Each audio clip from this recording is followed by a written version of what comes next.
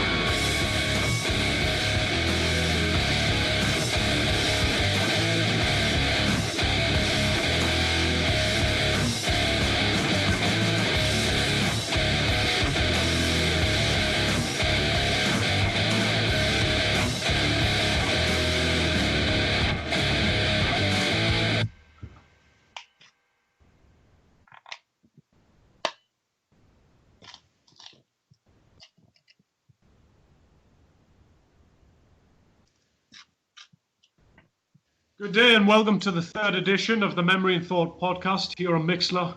I'm Keegan and I'm joined by my co-host Shay, aka Lunakova. How are you doing today, Shay? Good. You sound tired. You've said that a few times and I am, but I'm still ready to go and carry you to a 3-star match at WrestleMania, but thanks for saying so.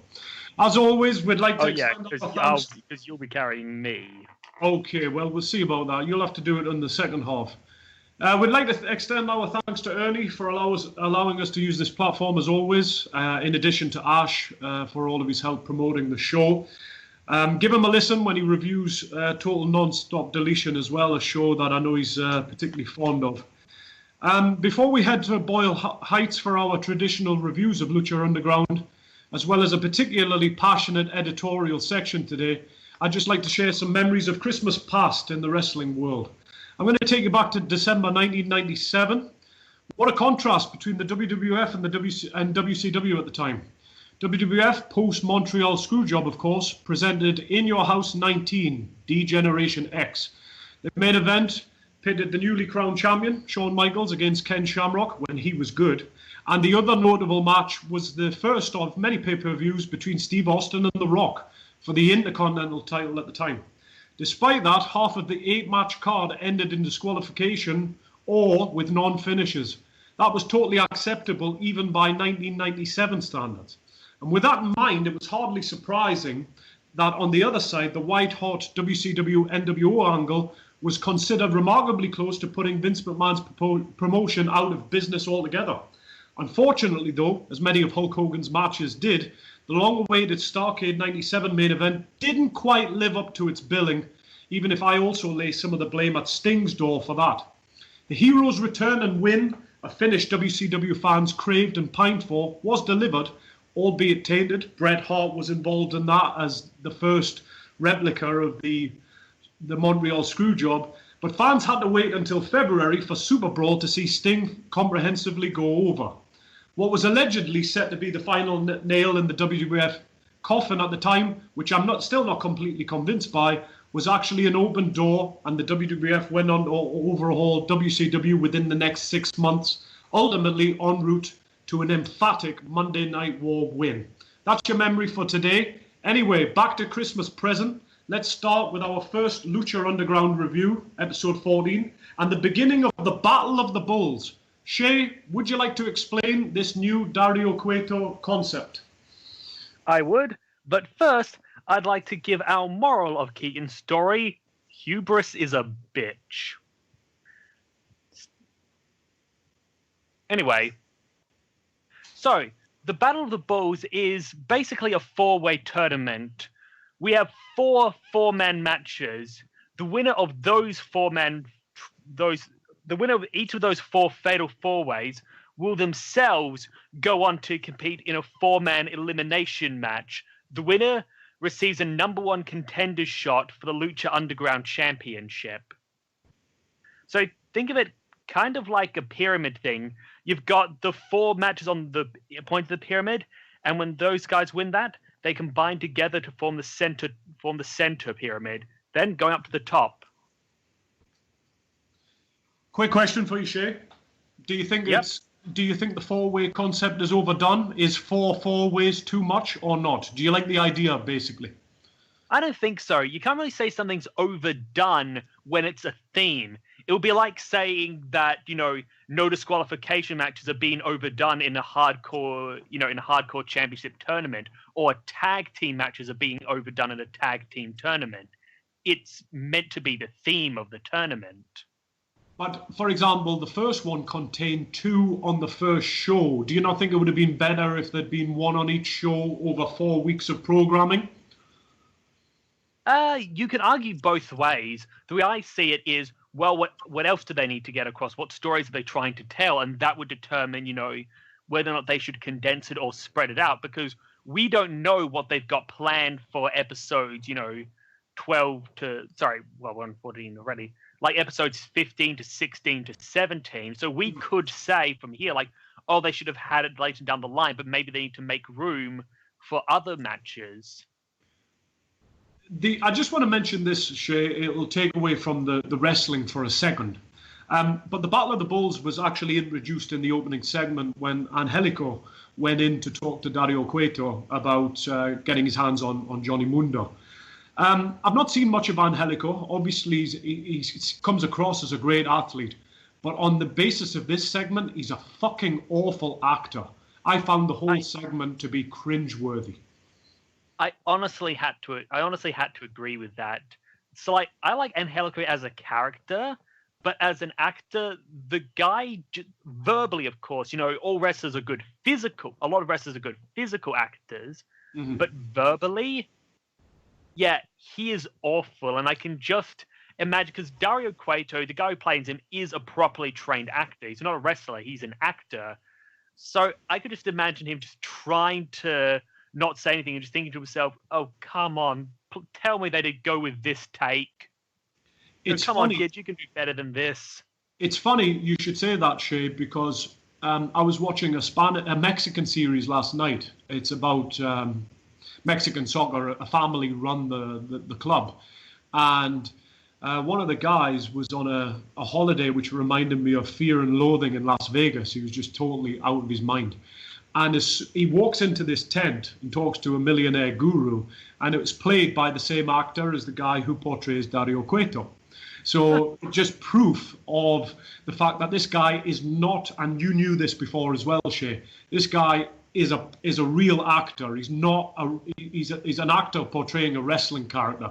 And even during the scene that he was going in between English and Spanish seamlessly, which is not normal in the series. It is all originally Spanish, and I watch it with English subtitles. But Dario Cueto's, the actor, I don't know his name, I'm sure we'll both find out, but he was doing that. So he is a proper actor. So when he was in there with Angelico, I can only imagine, like you said, what he must have been thinking. The amount of mental fortitude he would need to have to resist the urge to face palm. Gold star, my friend, gold star.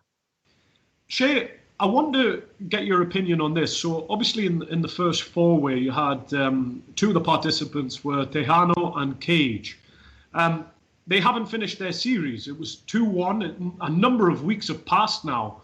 For me, it reiterated the fact that, well, I didn't think it had that much heat anyway, and I said that to you, but the longer this goes on, I know that they've got, they're rotating their roster, which I think is wonderful, and I commend Lucha on that, Lucha Underground. But Tejano and Cage, it just feels like this is, I don't know when they're going to go back to it, and it feels like any heat that it had, it just feels lukewarm right now. I'm going to have to agree with you. See, Tejano and Cage is interesting only for the end result. The actual fight between them is very lukewarm. In fact, one might even say it's just there. I think it comes down to the style that Tejano wrestles, which is a very slow style. Like, Cage is at his best when he's against guys like the Mac or Matanza, where he can just go all out and you have this absolute freak of nature, this machine, as he calls himself, in the ring, and just like, how does this thing even exist? When he's up against Tejano has a way to make everything feel plotting, and it's been said before, it's like every feud that Tejano's in seems to be less interesting, and it's always him that's the common denominator. Shay, obviously you're a long-term fan of Lucha Underground. Tejano seems to be presented by the commentators as somebody who has a connection with the audience. But would you say he's actually over or not? Well, I think you'll agree with this, and this is to not exactly the show's detriment because they can't control it, more to the crowd's detriment. The crowd marks out for everything.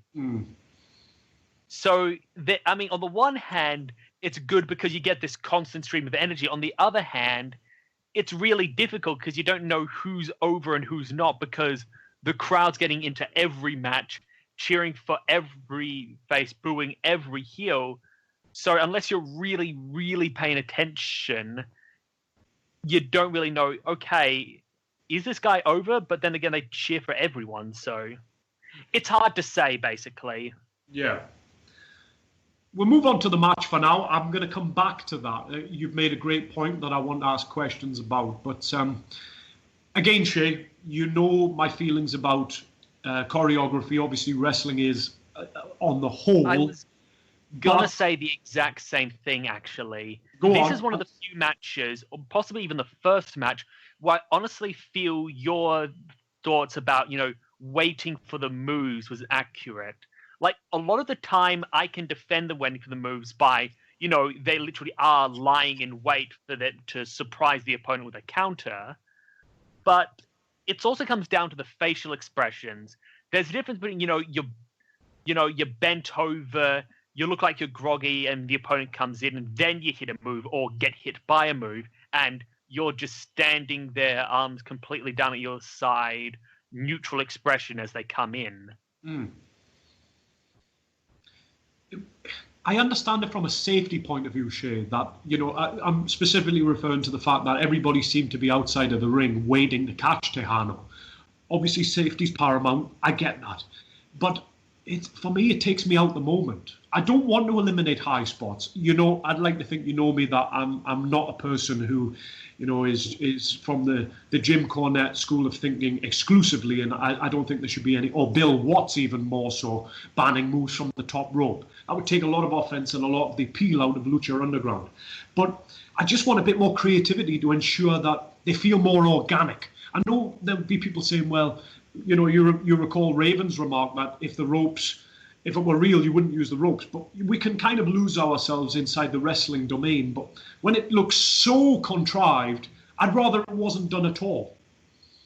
I get you. And though, as you know, and we could probably make this another editorial later down the line, I have my own theory about why in universe they hit the ropes and they do stuff like that. But that's another story for another day.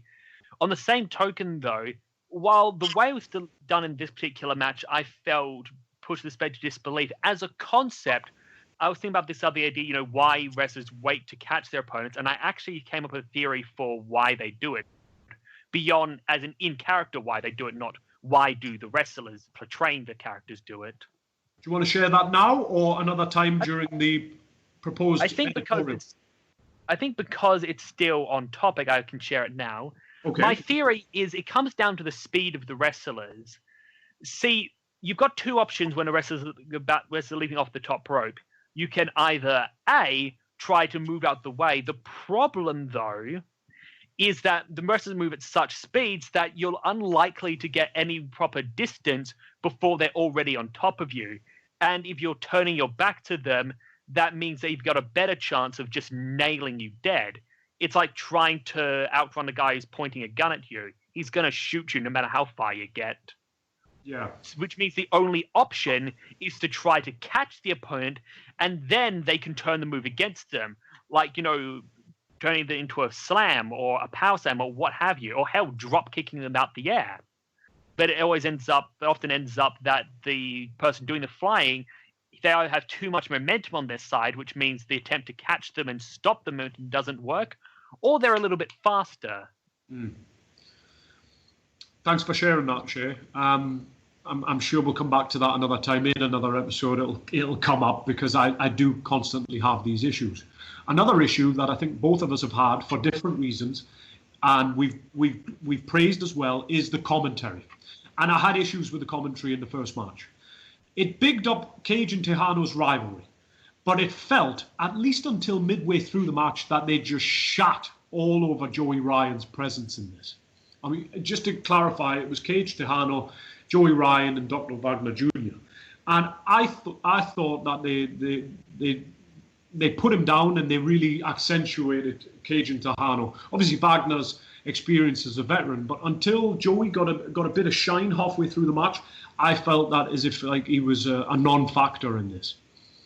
Well, that's kind of the idea. Joey Ryan is meant to be one of the more comedic characters. That he's meant to be a lower guy in the roster who is more of an annoyance and an actual threat. True, but it kind of then cheapens his presence in the match as well. I mean, you can say he's a comedy character, etc., but to shit all over him, Shay, is almost like, well, why should I care about him being in the match at all? And either suggests poor commentary or poor booking or a combination of the two. Because he shouldn't be in there with Cage if he's a joke.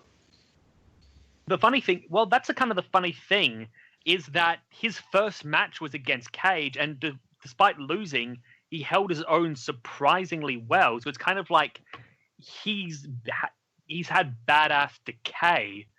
Like he was tough, goofy but tough at first, and he's just become more and more of a joke. And I don't know if that's because he's become weaker, and this is probably more likely, the other wrestlers, because they're actually putting effort into their craft, while he's content to just go with the cheap shots, outpacing him.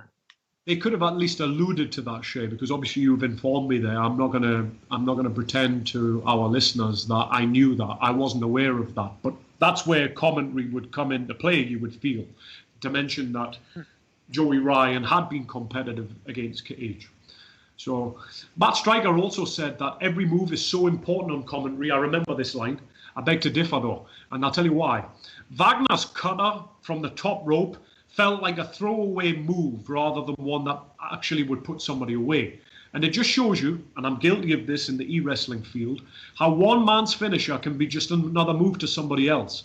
As in different hands, it would have been considered a definite match ender. And we'll get onto this in the next show, obviously, with how in the main event rather, how Mac used it towards the end. But if that had been DDP, Randy Orton, Steve Austin, for example, I know it's different guys have got different skills, but it felt like a move for the sake of it rather than an actual big spot during the match. That is true. I think it was getting what Matt Striker might have been trying to get at was that every move, all the moves take their toll. Any move can be the one that puts you in control of the match and allows you to then get further moves off. Not every move is a finisher, but you don't have to be a finisher to be important. True. And, I would go along with that, of course, a number of clotheslines and suplexes, especially from somebody of Brock Lesnar's caliber, would absolutely take their toll. But it still bugged me. And another thing that bugged me, to be honest, this whole show bugged me, and that'll become even more evident as we progress through this review. The fact that the Tower of Doom spot has a name shows it's been done quite a few times. And I actually watched this show before I saw that the WWE did it during their three-way tag team match with the New Day, Jericho and Owens, and Rollins and Reigns. They did it on Monday as well. Does it warrant a holy shit chant? I suppose it depends on your age and how many times you've seen it. But, and I'm going to refer to this, Shay, in the temple, a lot of reaction takes place in spite of the great moves you see. It's like what you said earlier about how everybody seems to be cheered or booed, and you can't really tell who's over. Well, I was going to...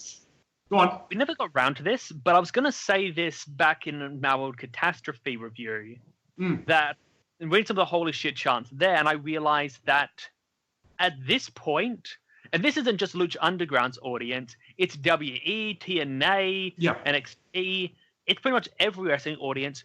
We say holy shit as an obligation rather than an expression of genuine shock. Absolutely. If someone gets put through a table, holy shit. If it's a suicide move, holy shit. If it's any kind of move you only occasionally, and I use occasion at this point, I'm using occasion quotation marks, like a pile driver or a Tower of Doom spot, holy shit. Even if it's not really a moment that will make you go holy shit, you say holy shit by obligation. That's why I like the suicide superplex we saw in the next episode, because that genuine, and you could tell just by the way the crowd was chanting it, that it was legitimately a holy shit moment. You can just hear it in their voice. They've been being holy shit, holy shit, holy shit, and holy shit, holy shit, holy shit. Very good point. The intonation is key, and that's what annoys me. And I am keen to point this out, Shay. I think I said it I wrote it down in my previous review, but I never actually said it on the air. Wrestling crowds in general piss me off. It's not just Lucha Underground. It's true for TNA, WWE, I'm sure for ROH these days as well, etc., etc. Anybody that's outside of Japan, basically. Back to the match. Though. Go on. I'll just finish off this thing. I get where you're coming from, but I can't be angry at the crowds because I know that, with the exception of the occasional people who are just being, dickheads, it's coming from a genuinely good place. It's the holy shit chance that this is awesome. They've become the new basic cheer. So the crowds are doing that because they want the people making the show to say, to say, yes, we're really enjoying this. You're doing a good job. They're trying to be nice. They're trying to give their props and their praise, but they're doing it at the expense of letting themselves be organic. That's my problem. I haven't got a problem with anybody being nice. I like to be nice, and I say please too often in my personal life. But it feels forced. And it comes across to me. I'm not saying to everybody. I can only talk for myself. But it comes across as forced when "This is awesome" is being sung in virtually every Lucha Underground match, which I actually refer to it later on in the review. I'll get to that later. It didn't here, but I felt like the holy shit chant wasn't warranted either. I'm just going to go into the finish about this. Well, they protected Tejano, obviously with Cage going through, and Ryan ate the fall instead. I felt the match had its share of eye-catching moves, but it had zero heat, to me at least, and I thought it was a disappointment. I could go on about it, but really, I thought it was a disappointing opener. And bad start to the Battle of the Bulls. I really did, honestly. I kind of have to agree. That was the weakest match in the Battle of the Bulls tournament. On to Sexy Star. The story of the match. She's about to wrestle PJ Black. Win, she gets a rematch with Mundo inside a steel cage, nullifying the World Underground's presence and any potential interference. Lose, she can't ever challenge for the Lucha Underground Championship ever again. I'm going to start just quickly here, Shay. Direct quote by Matt Striker. "You can't help but get behind this woman and believe in what she's done. Matt, I commend you here for doing what you didn't do with Joey Ryan and praising Sexy Star. It's your job, but you don't talk for me. It doesn't tick either box in my book. What I will say is, I was looking forward to her against PGA Black to see if I could change my opinion of her, and you'll find out in a few moments whether I have or not." Shay, what do you think of the match in general? Before we get to the match, I want to talk about the backstage segment where Cueto's talking to Sexy Star. I want to say I absolutely love Cueto's manipulation here because it's patient. He's putting himself as an ally, so he's not asking her to do anything outright heelish. He's not, being an arsehole. He's not randomly attacking her. Instead, he's giving her what she wants. Yeah. And that makes sense. He obviously wants her to be on his side. He's seeing an angle to do that, but he's being slow, patient, and subtle about it. Yeah. He's positioning himself to seem like a friend to her. And then when he does start asking her to do, like, first to ask her to be more aggressive, this person took your title from you. Make sure he pays. Mm-hmm. And then later, how do you know? And if she does that, then it's, how do you know your friend the Mac won't turn on you too? Maybe you should take him out first. And because she's been more listen to previous things, she'll be more willing to listen to this. It's about getting your Mark to say yes to more and more similar outlandish things. And I don't want to do this too much because I think Lucha needs to stand out on his own and not just be, it's good compared to WWE. But in this case, compare this to WWE where, let's look at Bray Wyatt. He wants to turn Dean Ambrose or Daniel Bryan to his side. What does he do? Attack them randomly at every opportunity. Okay, how is that going to get them to join your side? That's going to get them to hate you more. Yeah. Shay, I've got plenty written here, but what I'm going to do is I'm just going to tell you what I thought, and I'll allow you to share with the listeners what you thought and go into more depth. Generally, PJ Black was a disrespectful heel here. It was decent, and I applaud his attempts in trying to build heat. I love the spot which transitioned into Styles Clash, and it was a real near fall. However, it felt like another predictable outcome as Evans tried to interfere. Black hit Evans with supercut and a roll-up, and it just felt it went on too long. I thought it was average by Lucha Underground standards. I didn't think it was a great start to the show, either of these two matches. But to say something positive, even when Lucha Underground is disappointing and underwhelming, the storylines are still moving forward. I'll commend them for that. And I can only speak for myself, but I'm going to prefer to concentrate on the action rather than quite a few segments which appear on this show. And for the record, I'm still not convinced by Sexy Star. Disappointing 2 matches to kick this show off. Honestly, I think Sexy Star is really getting better. I could tell there was a lot more genuine offense from her, and she's really starting to come into her own and having a proper style of use your opponent's offense against them.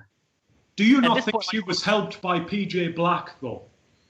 It is quite possible. At the same time, well, actually no, because there was so much stuff that Sexy was doing that it was clear that okay, I'm going to actually have to pause and rethink this here. To me, a lot of the stuff looked like it was done from Sexy Star's own initiative because, for example, Black would be like rolled away into a corner and then she'd be the one to initiate the attack. That suggests to me that it was her idea. It wasn't him calling for it. That being said, I don't know how to read the calls in a match. Like, I know some people who can just look at a match and go, this person was carrying that person. I can't. And I've never been able to do that. So I've never been able to tell, who's carrying who. I have to go with, the best I can do is just assume that whoever's on offense is designing their offense for themselves. I won't say that I'm an expert at saying who carries who, but I can certainly see when spots are being called. I suppose, Shay, the conclusion will be in Sexy Star's future matches. I felt that PJ Black made her look better than she is, but truth be told, the jury's out. I'm still not convinced, but it was the best match I've seen her in. So I'm still waiting to see what I really think of Sexy Star as a worker. But right now, I'm not convinced. But I will say it was the best match I've seen her in.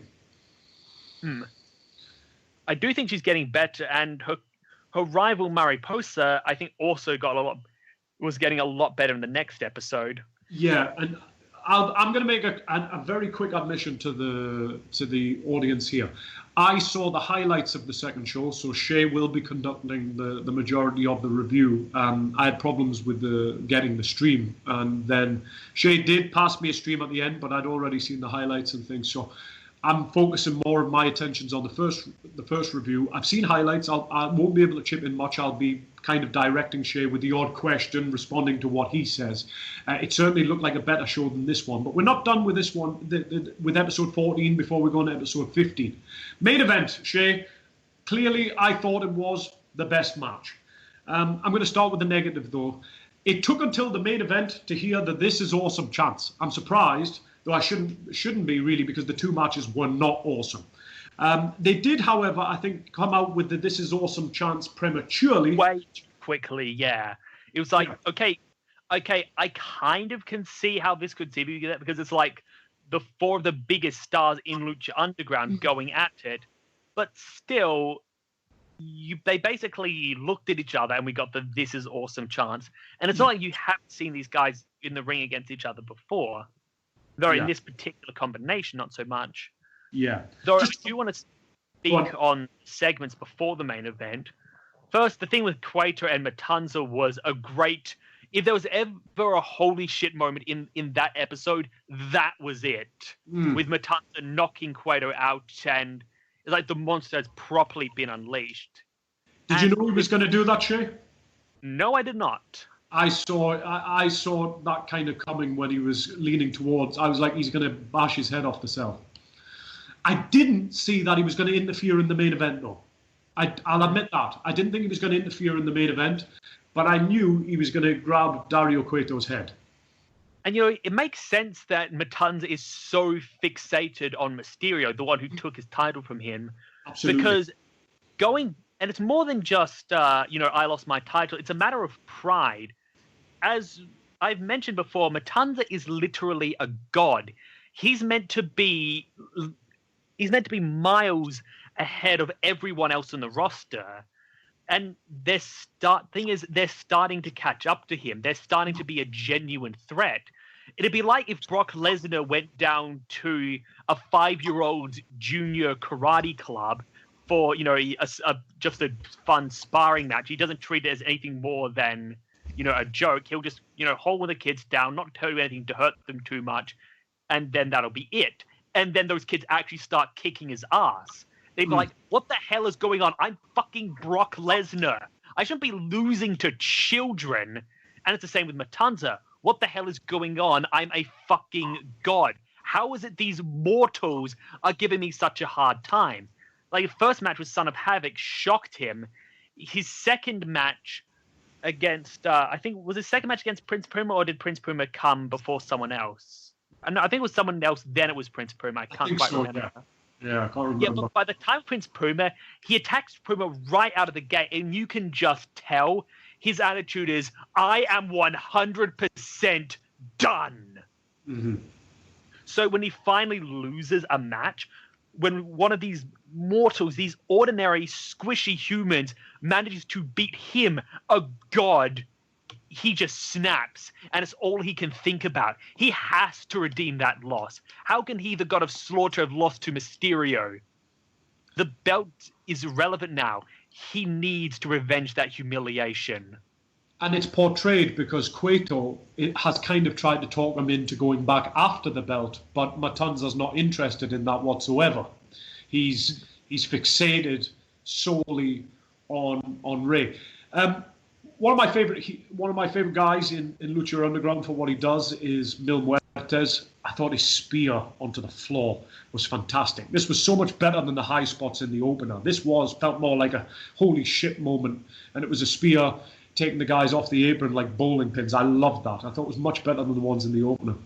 I love so many of his spears, the way they're sold with a bounce. Like, it's not like, most spears where he hits them, he just tackles them to the ground. It's like he rams his shoulder into them, and they go flying back as if hit by a cannonball. Yeah. The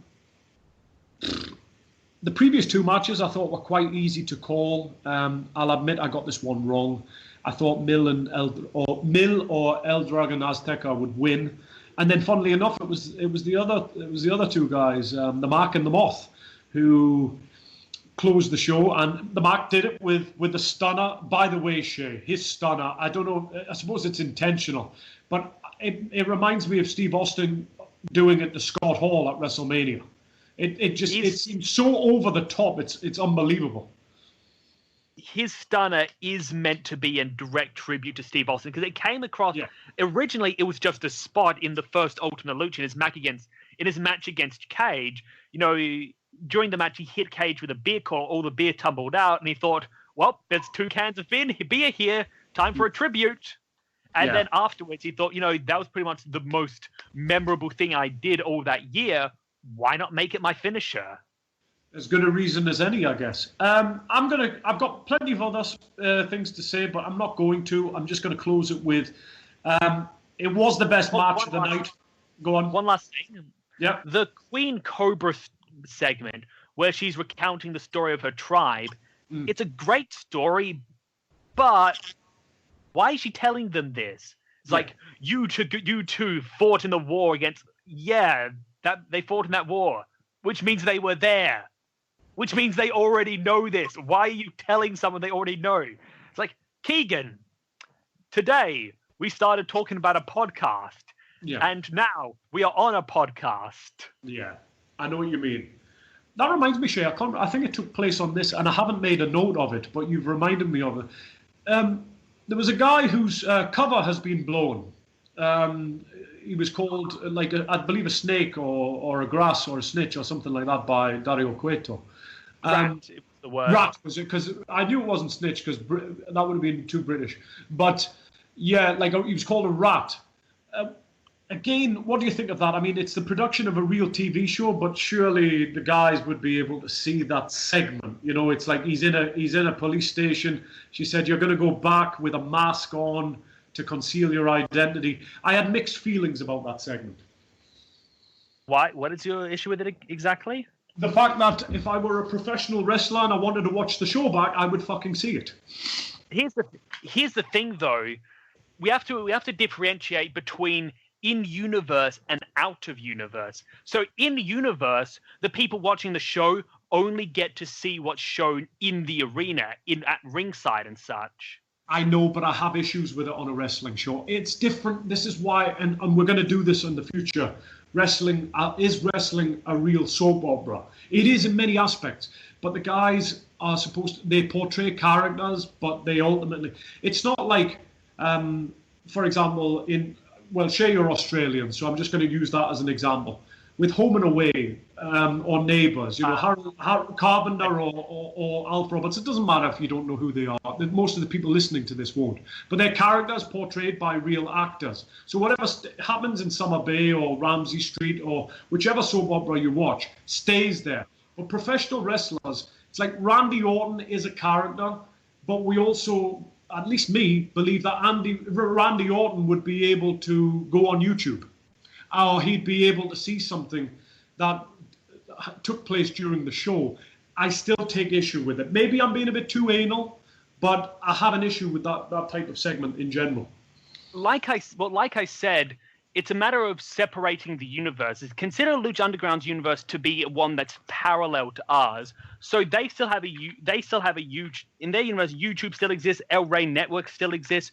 But all the backstage segments that we see that we in our universe, in our world, see is something that the audience and the people of LU's universe don't. So they could go onto YouTube, sure, but unless it's something that in universe they recorded for YouTube, like for example an interview specifically recorded for YouTube, or for example one of the matches, they're not going to see it. Yeah. So while it's on YouTube for us in our universe, that backstage segment is not preview for anyone in the our universe to see. I get that, and that's the purpose of them being shot that way, to show in universe this is not being televised. I get that, but it's me personally with wrestling shows. It's not a knock on Lucha Underground. It's just, for me, even though wrestling is obviously scripted and there are things in universe, wrestling shows for me do differ from soap operas, and that probably in this respect, it's just a case of I understand what you mean and separating them, but I just personally don't like it. And that was the best match of the night, the main event by a considerable distance.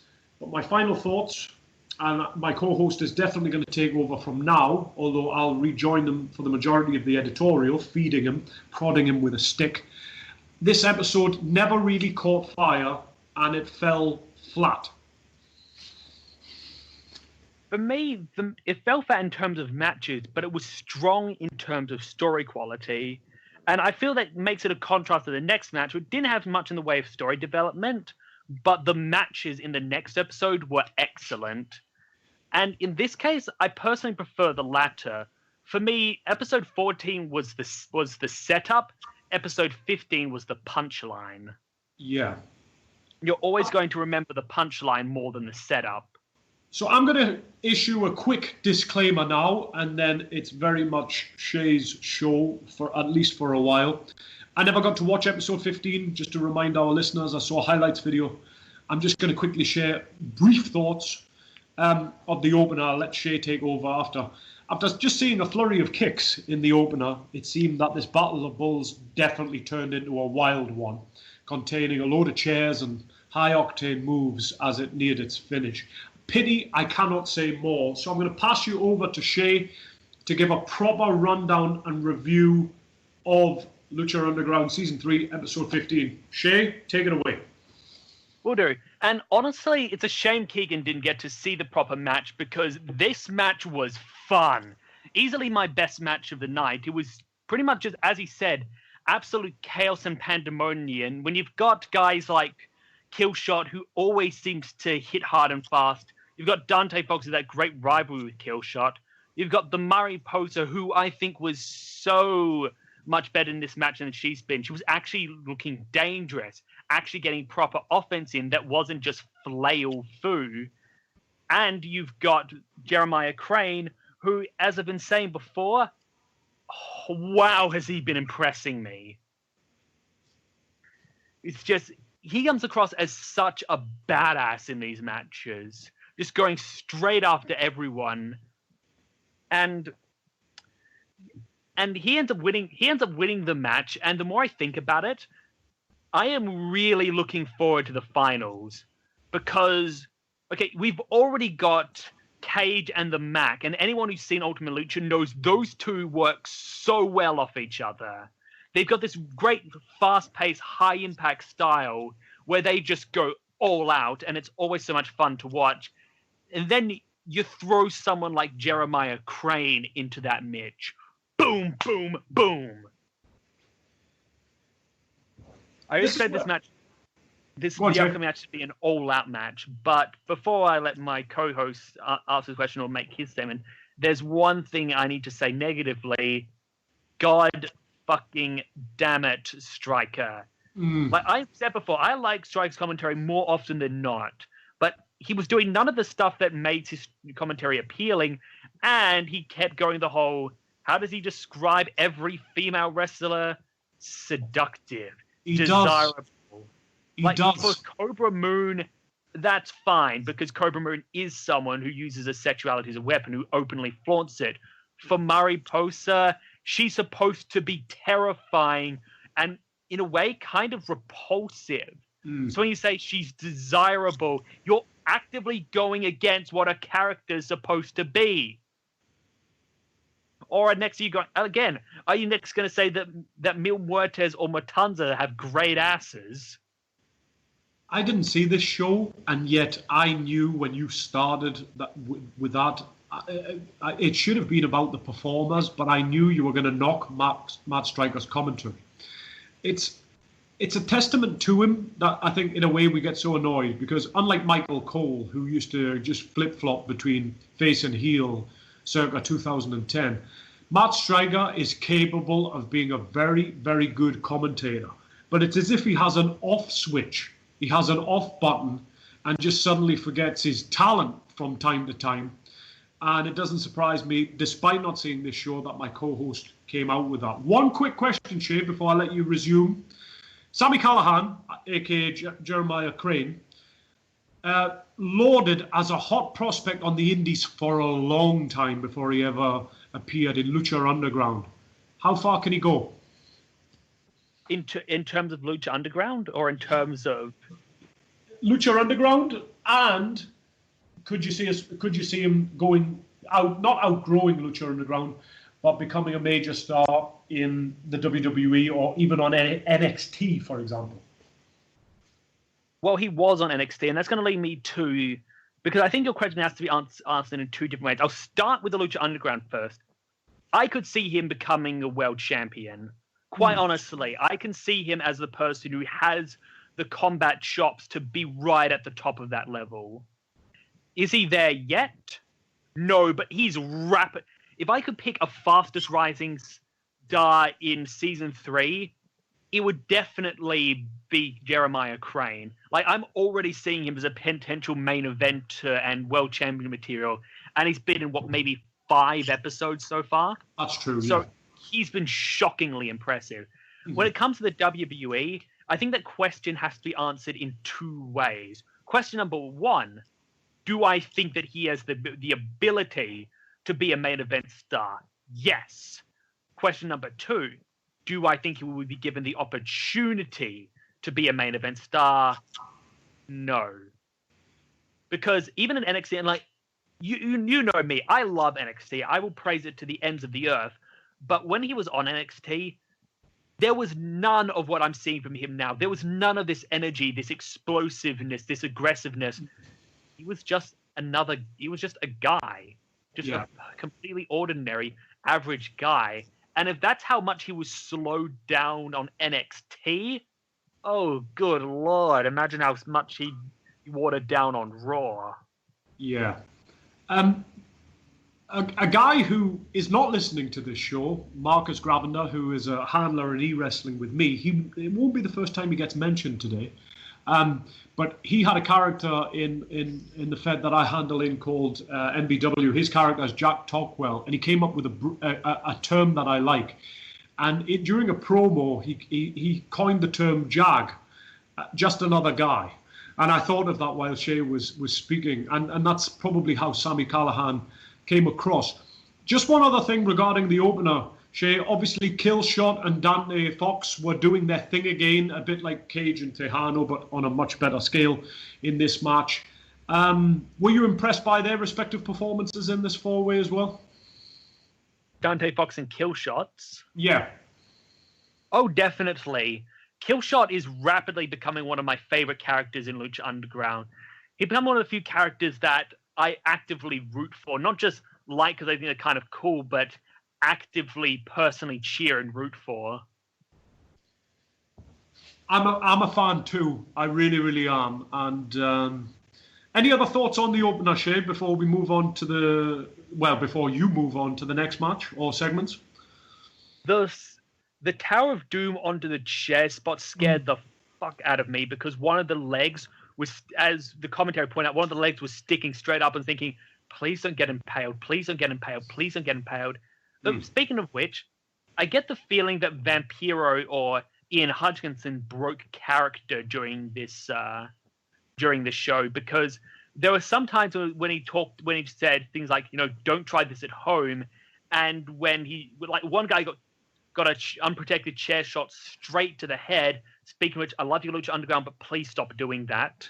And it was like, Jesus Christ, that kid could have gotten a concussion. And I was thinking, is this Vampiro speaking, or is this Ian Hutchinson himself actually getting concerned for the wrestler's safety? Yeah.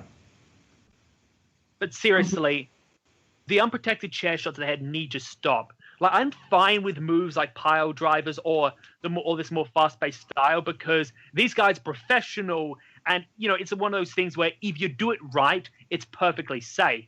Yeah. It's dangerous if you botch it, but then again, nearly every move is dangerous if you botch it. Of course. But with an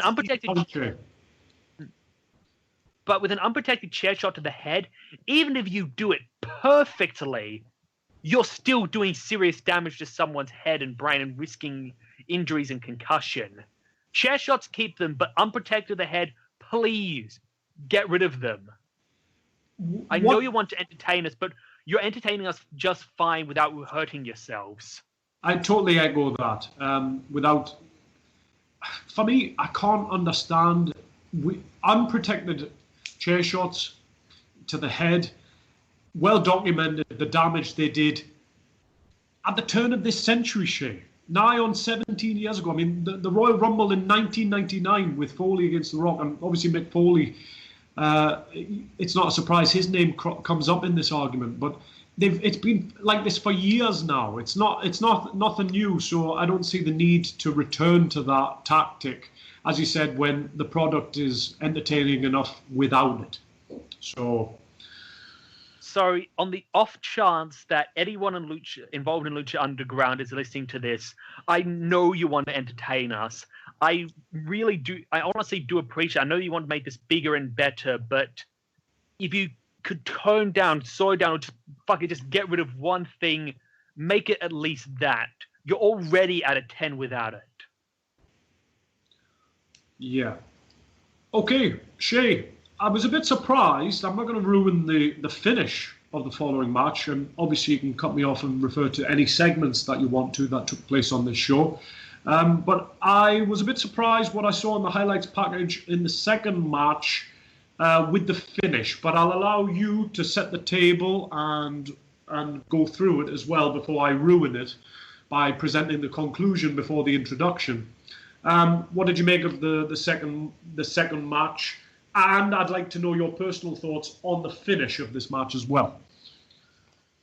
The second match was okay. Before we get to the match itself, I'll talk about the backstage segment between the Worldwide Underground. That's Johnny Mundo's faction. And you're starting to see cracks between with PJ and Evans just bickering amongst each other, which comes into a head later in their match during that night. Johnny Mundo acting more and more of everyone shine my shoes kind of dickbag. And strangely enough, the only one who's taken it in stride is Taya. And this got me thinking, what if she's playing them? What if she's manipulating them from the inside? Tear down Jack Evans and get PJ and Evans to turn the group until the only person Mundo trusts is Taya herself, and then Taya can swoop in, betray him, and steal his title from him. If so, Taya, you magnificent bitch, I read your book. Lovely plan there. Could be an interesting theory. Let's look forward to it unfolding. And the good thing about this is, with WB, I've had headcanons and theories of, what if this is some elaborate plan? Or I've said to me, it's a long-term booking stuff, and then I've had to remember this is WBE. Yeah, exactly. They're not competent enough to get the simplest story right. Do you honestly believe they could do something like this? But to Lucha Underground's credit, you hold them in high enough esteem where you'd give them not the benefit of the doubt, you'd place your trust in them to be able to pull something like that off. Exactly. So, going to the match itself, and we've got the first proper... obviously they had a spar in Aztec Warfare, but this is the first proper one-on-one match between Drago and Queen Cobra. I know her proper name is Cobra Moon, but fuck it, I'm just going to call her Queen Cobra because that has such a cool ring to it. Queen Cobra Commander! Oh, damn it, I should just call her Cobra Commander. Fuck! Well, anyway, you can do that from here on in. Go for it. So Drago versus Cobra Commander, and Drago seems to have the match mostly done. It's kind of clear that of the two of them, Drago is the superior fighter, and in this case, I don't mind it too much because Cobra Commander is supposed to be the queen. She's not meant to be the person who does all the dirty work. She gets people to do it for her. So she doesn't have the same experience that Drago does, who has been on the front lines for so often and so much. She's got training, sure, but she lacks proper experience. Hence why he's able to get the best of her for most of the match, though she certainly holds her own. It's clear that he's a few steps above her. Mm-hmm. Of course, we see the real reason of the match, and Penda, who she's been alluding to for so often during their feud, finally makes his appearance and beats the crap out of Drago until Aerostar and Phoenix comes in, and huzzah, continuity! Lucha Underground knows that these people are friends and would logically help each other, rather than every feud being in a vacuum. Anyway, so Phoenix and Aerostar come in, they definitely even up the odds, and what's interesting is that Penda is one who's been built up as the new monster heel for so often, but it's the other guy who I'm going to call, based on his moveset, Cobra Kane, who comes in and is actually the much more dangerous of the two. So it turns out Penda was kind of a red herring. It's like he's dangerous enough, but the numbers game allowed them to get a decent upper hand. Cobra Kane comes in, and I think he had a different name. It was like, what was his name? Dibala or something? I honestly can't remember. I'm just calling him Cobra Kane for now. So yeah, Cobra Kane comes in, and even with a numbers game, he just knocks them flat on their asses, double choke slam, tombstone, and they're gone, dragging Drago off with them. Shay, it was a DQ finish, right? Yes, it was. What do you make of that? That's what is critical for me. Unusual in Lucha Underground. Right call? Did you feel cheated or anything? Was it correct use of the disqualification finish, considering it's a rarity? What do you make of that?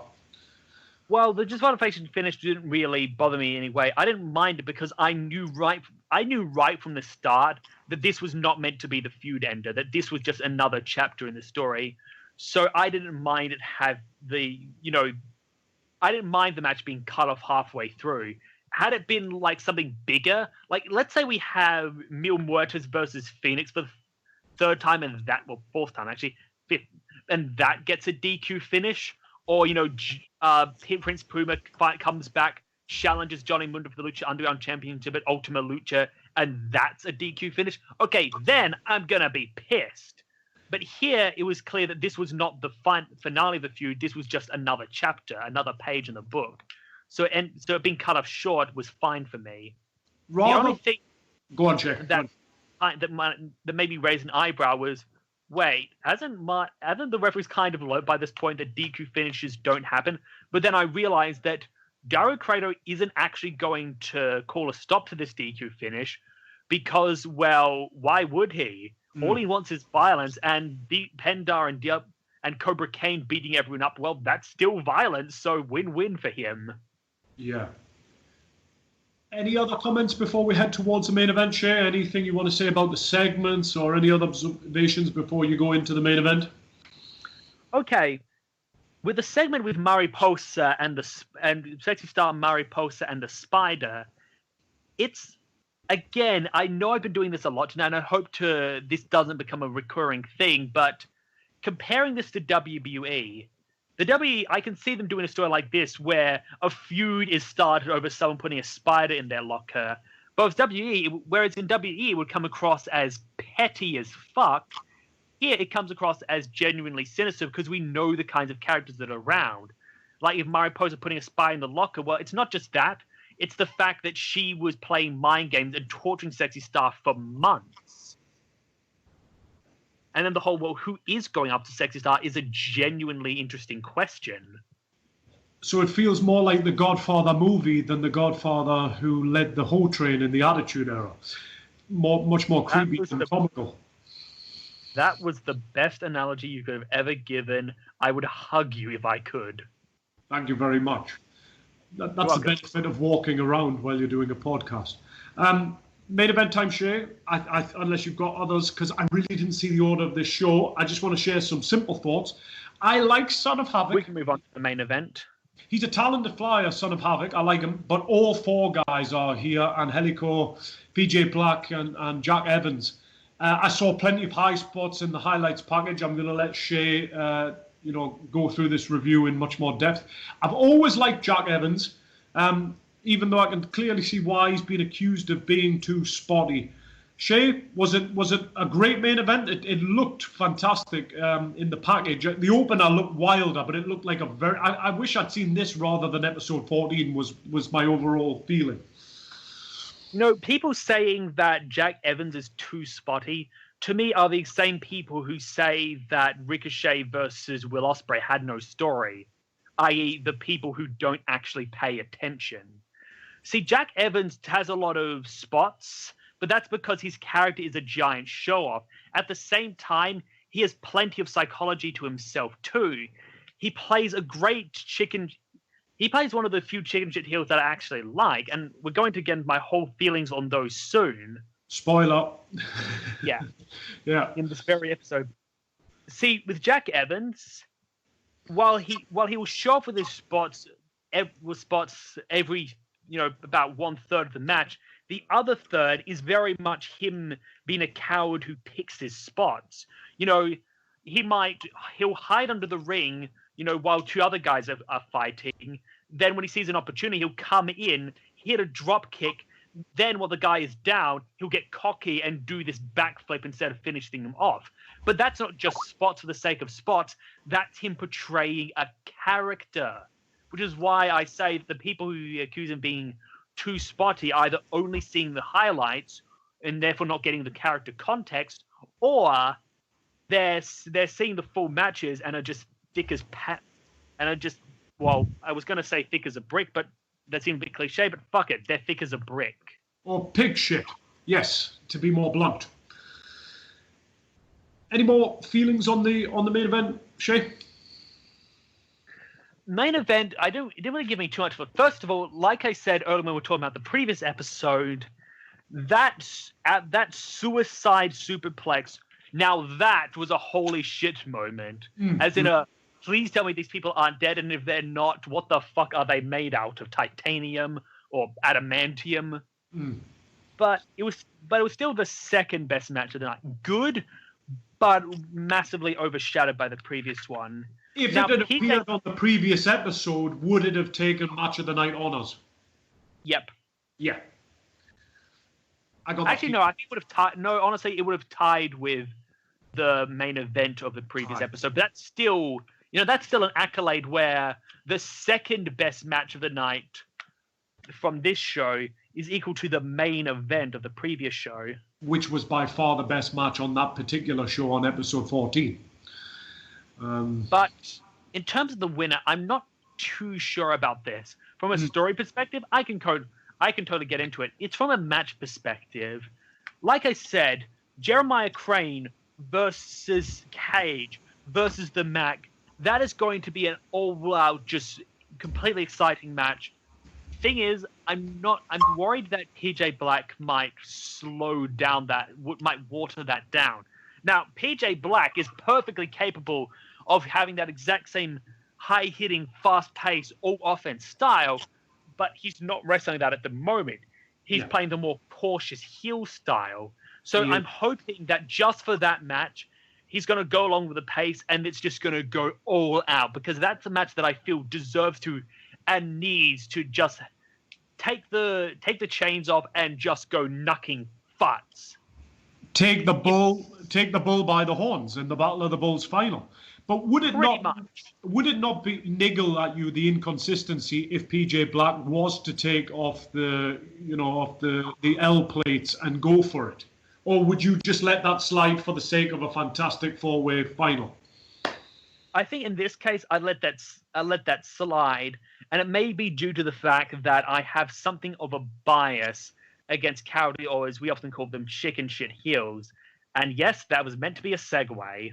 Right, I'm gonna drive that bus all the way to the station right now. We're on to our editorial section.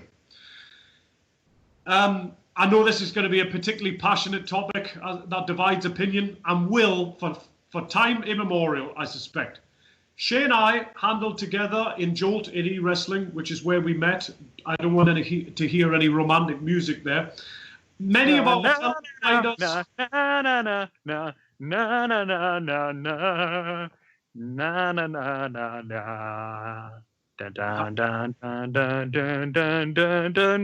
Couldn't resist, sorry. Am I supposed to talk over that? I don't know. Anyway, many of our fellow writers liked the Zane Roebuck character. A typical chicken shit heel who couldn't do anything on his own. But my co-host was critical of that creation. I know his feelings regarding Seth Rollins and comments concerning Luke Wissia in our opening episode where he reviewed Catastrophe, the HKW pay-per-view in e-wrestling terms, and Dead Cats definitely caused some controversy over in his home there, HKW. Without further ado, Shay, like the previous review, this is your time, but I want you to be balanced here. What are the merits and the drawbacks of a chicken shit heel, that's our editorial topic, in your eyes? Shay, take it away. Well, that's just the thing. A heel who had there's a difference for me, I think, between a cautious heel and a chicken shit heel. And to me, it comes down to that old saying, by hook or by crook.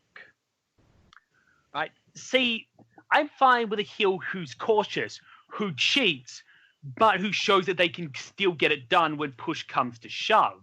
For example, Johnny Mundo. The thing with a pure chicken shit heel, like Zane Roebuck, like Seth Rollins, like Luke Garcia, is they can only win by crook. They come across as so pathetic, so not worth anyone's time, that unless they have someone else to hold their hand, or unless the opponent trips and falls on his face, they're just completely incompetent. And it means most of their matches boil down to, they get their ass kicked for 20 minutes, and then the wrestler, I don't know, trips, or just by sheer pure luck, the chicken shit heel gets the opportunity to hit a low blow, and then he gets the offense in. But, well, why is the crowd expected to be afraid or take that seriously? We already know this guy's absolutely pathetic. We already know that the face can beat him. There's no longer any tension. Even if he wins the match, we're not worried about, can the heel beat him next time? Can the face beat him in the next match? We know the face can. The face was dominating the match for a good 10 minutes. So we're no longer even angry at the character. We're angry at the writer, because the only way this guy could win is by writer's contrivance. I'm gonna nip in here, Shay. I feel it's a good opportunity. The handler of the Crimson Baroness, obviously depicted very, very well by you in the Mansion of Ruin match, and a wonderful character in HKW, in my opinion. The handler said, there is, however, some kind of, some kind of glorification for the person who overcomes the chicken shit heel, though, because they have outthought and got past those obvious cheating tactics. To what extent would you go along with that? Conceptually, I can see where he's coming from. The problem is when it comes to execution, because let's be blunt here, chicken shit heels aren't all that bright. Their outsmarting tactics is, ranges between, hey, look over there, poke you in the eye. Something that a 5-year-old would be slapped for falling for. Or, hey, those guys that always help me in the match? My brilliant strategy is for them to keep helping me in the match. Let's be honest here. These chicken shit heels are not Napoleon, and outsmarting them is no great feat. So rather than the hero looking smart for having outsmarted them, rather the hero looks like a complete utter moron for having fallen for it in the first place. I also feel that regardless of chicken shit heel characters or not, and I'm going to take it outside of wrestling just for a second, that I wouldn't look forward to outsmarting somebody who cheats to win in the first place. I don't see this is where I go along with you, Shay. Even though I can see merits of chicken shit heel characters, I didn't really buy that argument, because I felt like I just wouldn't get into the ring, even as a face, with somebody who I felt was going to cheat their way to win, basically making the contest in their favor. It's not a 50-50 if you go in there and you're expecting them to cheat. It's like when you play somebody online on the Xbox or the PlayStation, and you know that they're using something in the system or the programming to beat you. It's like you claim the moral victory, they win, but I wouldn't even lower myself to get in there with them. I know it's not a very face thing to do, but if you know somebody's going to cheat before you even play them, why would you then try and beat them anyway? And again, it goes back to the match. The matches themselves against these chicken heels, especially they're meant to be the main events, have just no tension, because they just turn into one glorified squash match until the contrived cheating spot, in which case the heel takes over, and suddenly we're supposed to be afraid of this guy who was just 10 minutes ago getting thrown around the ring like a rag doll. Quick question again, Shay. The best match. Can I just finish it? The best match in WWE history: Shawn Michaels versus The Undertaker, Bret Hart versus Bret Hart versus Steve Austin, The Rock versus Steve Austin, CM Punk versus John Cena. What have they all have in common? They're all face versus face matches. Why are face versus face matches so good? Because unlike the W's heel versus face matches, which so often run into this problem, the face versus face matches are allowed to be a proper match, a fight. Both guys going at it at full steam. And actually being portrayed as equals. So there's proper back and forth. There's proper tension. There's competition. There's the question of, can this guy I like actually beat this guy? Not have the win recorded in the record books by a technicality, but actually beat the guy. Because there's a lot more tension in, okay, this heel's a genuine threat to me. He properly beat me clean the last time. I had to train up my skills, and now I'm having another crack at him. Can I get it done this time? Not can this guy, not trip over his own feet, but can I actually get it done against him versus, I already took care of all his interference, so this match is going to be a cakewalk. I'm going to play devil's advocate, Shay, here. Can I just say one thing before we get into you playing devil's advocate? I will say there's one positive room for pure chicken shit heels, and I think Jack Evans demonstrated that well, which is on the lower end of the card. See, Jack Evans is a chicken shit heel, but I don't mind that because he's not meant to be a genuine threat. He's meant to be a mild annoyance. It's when the chicken shit heels start becoming the Intercontinental or World Champions, that's when I have a problem, because beating someone for the Intercontinental World Championship should be a big deal. It should mean something. It should be an accomplishment. It should be, I just won the Intercontinental Champion. It shouldn't just be, oh, we gotta get up the fly swatter. Yep, that's done. I'm now the Intercontinental Champion. And therefore the people holding it should come across as a genuine threat. And again, that's why I also don't mind Johnny Mundo, because he's not a pure chicken shit heel. Cowardly heel? Sure, but it's clear he actually is competent. If you took away the Worldwide Underground, if you took away all the cheating, you could actually see him still winning the match. With Seth Rollins, you take away the authority, and you basically see him pissing himself in the corner while the other guy stomps on his head. I'm talking about 2015 Seth Rollins, not current Seth Rollins, of course. Is there a scenario, and I'll give you another question after this, but because you've mentioned that and it's led nicely to this, is there a scenario where you could conceivably take a chicken shit heel in an Intercontinental title, US title, or even world title spot seriously? No, and I hate to be, well, I don't hate to be, I will apologize for being so blunt about it, but being honest here, no, that's kind of the point, and the problem with them is that they cannot be taken seriously as a threat. But you can take a cowardly heel seriously, not pure chicken shit, but a cowardly heel as a world champion quite seriously.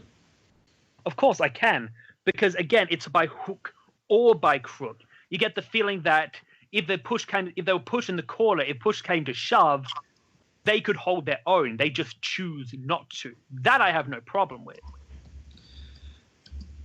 As I said, I was going to play devil's advocate. This conversation's come up, and I suppose it depends if you're talking about cowardly or chicken shit, because we are kind of making. I will add a caveat there. I also think that in Lucha Underground, I'm a little bit more willing to accept it because it's a rarity. Another reason that chicken shit heels annoy me in WWE especially is because it's so overdone.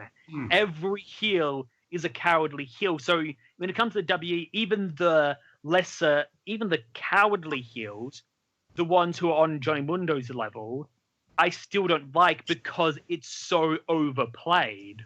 Yeah, they don't stand out. Precisely. I've spoken to people about, let's say, cowardly and chicken shit heel rather than just one type.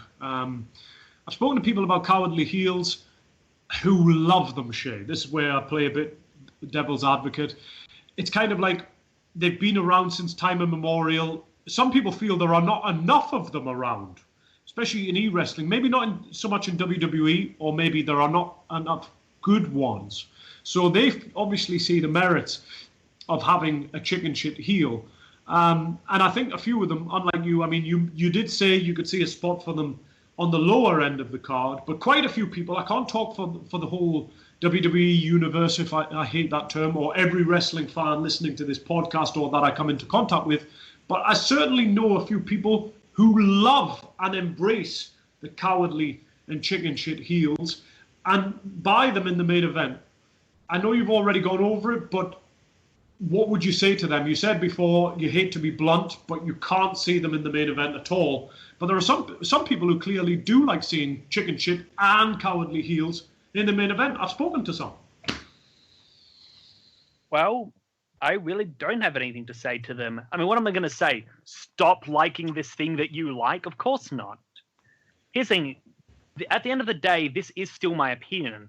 And I hope that I've given a proper reason for why I hold this opinion and not just said, I don't like it, so there, stick my tongue out. No. But but like you said, we don't speak for everyone. Hell, we don't speak for anyone besides ourselves. Of course. So even though I may not like it, I have no issue with other people liking it. Now, I'm going to take you back to a conversation we had off air one time. We did get the details slightly wrong, but you said that when Vince McMahon, we were talking about when Vince McMahon and Vince Russo won their respective world championships, that you could have bought it more, even though Vince McMahon wasn't competent in the ring because he had the corporation around him, and I corrected you that he didn't. Could you have bought Seth Rollins, like, being a chicken shit heel with the authority? Is there any scenario where you could have said, okay, yes? I mean, I know it's clear that you think if Seth Rollins had been presented as more competent, but is there a point where Seth Rollins could have remained the same character, but you would have, let's say, approved of that situation more if he'd had more manpower, if he'd had somebody else behind him? Could that angle have ever got over in your eyes and your eyes only, with him playing the same exact character? Not exact same character, but I think if he had been more... See, the difference between Vince McMahon and Seth Rollins is Vince McMahon was the head of the authority. He was the one pushing the authority in front of him. Seth Rollins wasn't even that. He was supposed to be the authority's, almost enforcer. He's the one who gets all the authority's jobs done, and yet the authority themselves are having to bail him out. It's like, here's a good example, okay? Mm-hmm. Vince McMahon was the Emperor. Seth Rollins was Darth Vader. The Emperor's personal right-hand man assassin. But this is like, if Darth Vader constantly needed the stormtroopers to save him. Yeah, right. With the Emperor, you're okay with him, letting everyone fight for him because it's a case of arrogance. He's the boss. You're not meant to be taking him himself as a threat. You're meant to be taking his resources and his power as a threat. Whereas everybody's flopping between Seth Rollins is meant to be the most dangerous weapon in the authority, and yet Seth Rollins needs to be constantly saved by the authority. So why doesn't Triple H, the one who's actually running the show, just pedigree this dumbass on his head and give the title to someone who actually can be useful to him? And that's kind of the other issue, is that this was really Triple H was the world champion there, not Seth Rollins, because all threat came from Triple H, not Seth. Well, interesting you should say that pedigree this dumbass on his head, because he did that and essentially handed the world title to Kevin Owens, albeit at a different but time long scale. after the authority angle was already dead, and Seth Rollins had already actually that was what turned him face. But it's like, really, why didn't he do that at pretty much? Why didn't he do that at the Money in the Bank pay-per-view on 2015? Yeah. One quick question here. Well, I've got two actually. We're heading towards the last 10 minutes, but I've got two quick questions. Also, with Vince McMahon, there's also the way because that Seth Rollins was constantly put into matches, so his status as an incompetent cow was exposed far more. Whereas I could see you say, and if Seth Rollins did, I could see Vince McMahon doing it. And if Seth Rollins did this, I'd far less a problem. Where he's constantly giving his opponents, gauntlets they have to run through to get to him. It's like, okay, I'll give you a match against me if you beat, say, Kane in an Inferno match, then the Big Show in the Last Man Standing match, then you fight a handicap match against J&J Security, and then it's like, and then after going through all that, they're bloody beaten pulp, and then Seth Rollins decides, okay, you know what? I'm gonna just beat the crap out of you now while you're helpless. That would get him proper heat. It doesn't make him look pathetic because you haven't seen him wrestle much yet, and it doesn't give time to really grate in the audience's mind that this guy's absolutely worthless. And again, I think that's kind of the same thing that Vince McMahon would probably do. Yeah. I know you're a massive Kevin Owens fan. At the moment, he's kind of been feuding with Seth Rollins, Roman Reigns. I know you wouldn't have seen him like that on NXT, but right now, and I know you're not pleased with it, but because of Jericho saving Kevin Owens on a regular basis, or at least he was, could Kevin Owens himself in this incarnation, Shay, could he be classified as a chicken shit heel? Not quite. Here's the thing. Kevin Owens is a different problem that I have.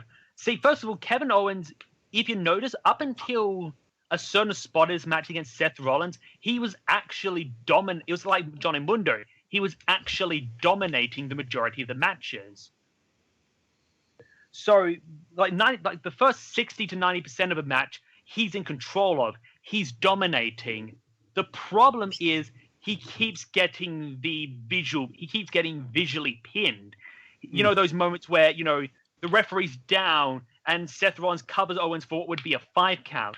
See, that takes away any of the 10 to me because it's shown right then and there. Seth Rollins just beat Kevin Owens. He's the better wrestler. We no longer have to worry about, can Seth Rollins overcome and beat Kevin Owens? Nope, we already know he can. So that means that once we get Jericho out of the equation, his victory is a foregone conclusion. And that's what bugs me. Him getting Jericho's help doesn't worry me because, why wouldn't he? He can do it himself, but he's lazy. Why expend the effort when he can have someone do it for him? It's the fact that it's showing that he needs Jericho's help and can't win without it. That's a problem. It's not exactly the same as the chicken shit thing, but it's the similar result. Yeah. That there's no longer tension because we know who can beat him, and that's what made him such a fantastic heel in NXT. The guy looks downright unstoppable, a terror to the roster. Not only could he beat pretty much anyone, but when he beat them, he risked seriously injuring them. And that meant when Finn Balor finally beat him for the NXT Championship, that moment made Finn Balor. And if Kevin Owens had been this incarnation of Kevin Owens, that wouldn't have happened. If Sami Zayn wins the world title off of Kevin Owens now, I mean, it'll be still good because, it's the world championship and that still holds some weight. But in a bubble, it'll be like Sami Zayn beat Kevin Owens. Cool. Instead of someone actually beat Kevin Owens. Yes! Yeah. One final question before we go into closing, Shay. You said there's not many ways you could see the chicken shit heel being an intercontinental or world champion. How far can they go as being pure chicken shit heels on the card? What level? What would be the maximum level that you would take Luke Wissier or Zayn Roebuck in e-wrestling incarnations, or Seth Rollins if he didn't have that name attached to him? How far would that character go on its own before it had to be changed for them to go to the next level? Mid-card, lower mid-card? Mid-card at a stretch. At a stretch. So you wouldn't put any. Would you put belts?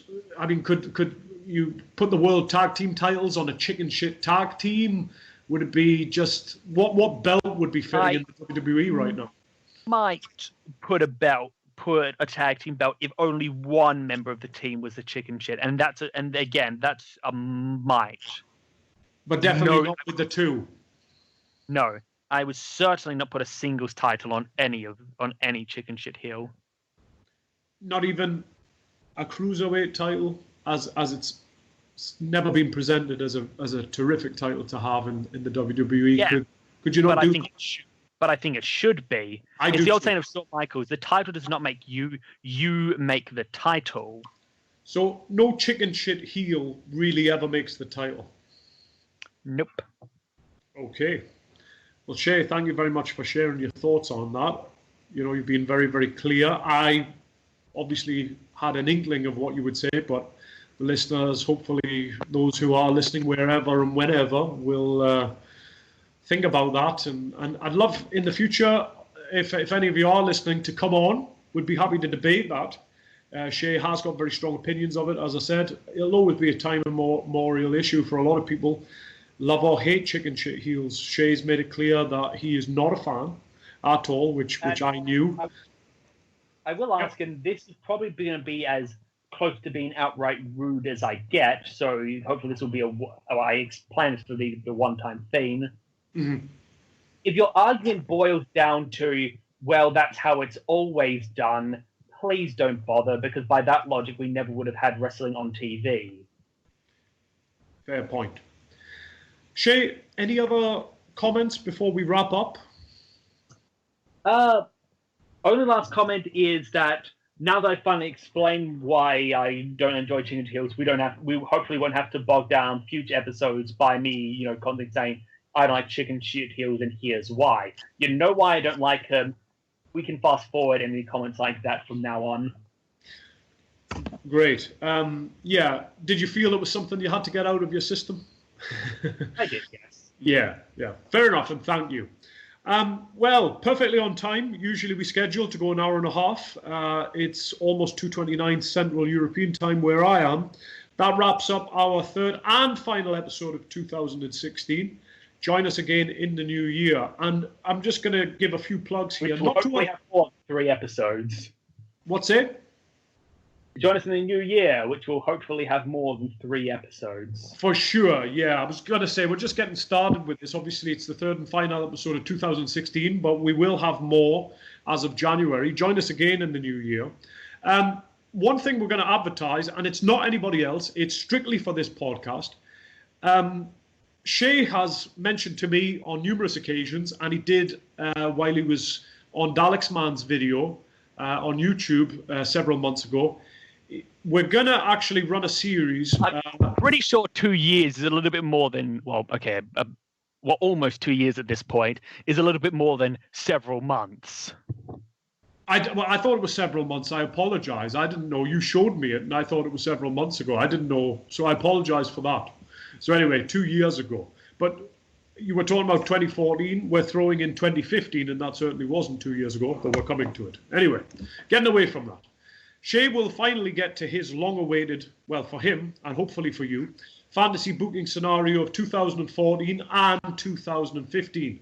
We're not sure whether we're going to stretch this over 2 episodes or 4, because as you can imagine, it's going to take a while. Shay is not going to do what the WWE do and focus only on the main event picture. He wants to be, for lack of a better term, and I know it's not exactly flattering, he wants to be like Vince Russo and come up with stories for the majority of the roster. And obviously a lot of interesting things happened in 2014 and 15, but Shay, like he does with chicken shit heels, certainly feels passionate about the WWE's booking or lack thereof in these 2 years. So in January, Shay is going to share with you his thoughts on how the WWE should have booked 2014 and 15, at least from his perspective. And finally, I have got a plug here. Ash has asked me to do this.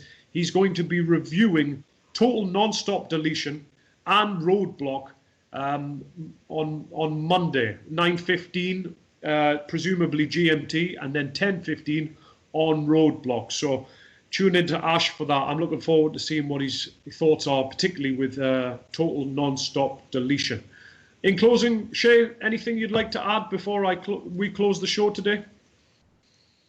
All I'm going to add is that you people think that Adam Blompeed is a smartass.